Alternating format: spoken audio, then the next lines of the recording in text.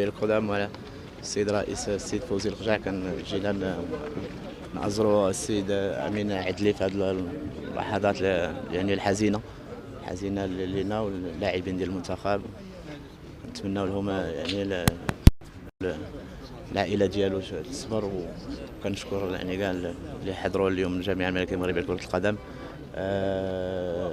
هذه يعني واحد اللحظه اللي حنا خصنا نكونوا ككل يعني وراء هذا اللاعب اللي كنعرفوا اختار حمل قميص الفريق الوطني.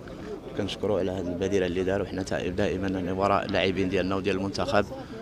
وشكرا. نتمنوا لنا نقدروا نخليو العائله ديالو عاوتاني الوقت ديالها عاوتاني الان باش انهم ياخذوا الراحه ديالهم، وانهم يقدروا يمروا من هذه الاوقات الحزينه اللي كيعيشها السي امين. يعني هذا حنا المنتخب ولا الجامعه كل يعني كان الهدف كان يعطينا خلينا اللاعب الاختيار ديالو انه اما يلتحق او ما يلتحقش، او لا يلعب ولا ما يلعبش. وطبعا هذا ماشي هذه يعني ماشي وقت عادي ديال الوفاه ديال الام ديالو.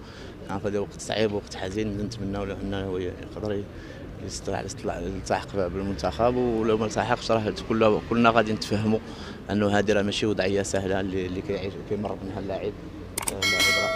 المورال ديالو يكون في المستوى انه يقدر يعني يمر بواحد هذا. نتمنوا له انه يقدر يرجع ويقدر يحمل القميص الوطني، ونتمنوا له التوفيق للمنتخب.